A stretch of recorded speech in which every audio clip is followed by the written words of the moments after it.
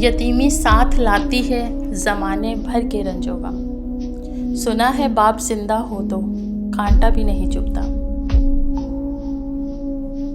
यकीन करें, बाप दुनिया का वाहिद शख्स है जो खुद से भी ज़्यादा आपको कामयाब देखना चाहता है। बाप की अपने बच्चों के हक में की गई दुआ सीधी अल्लाह पाक तक जाती है। मेरी उंगली पकड़ के चलते थे, अब मुझे रास्ता दिखाते हैं। अब मुझे किस तरह से जीना है मेरे बच्चे मुझे सिखाते हैं।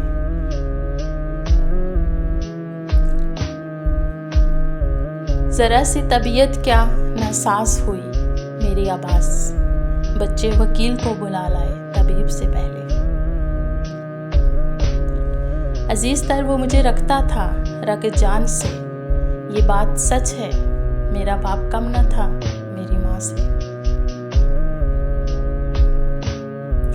दुनिया की खूबसूरत तरीन छत बाप है।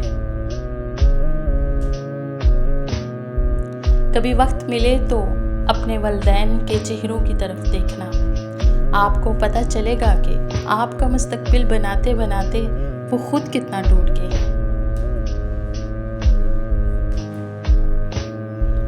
जिंदगी की कहानी का सबसे मुश्किल किरदार बाप है और इस जिम्मेदारी को बाप के सिवा कोई नहीं निभा सकता।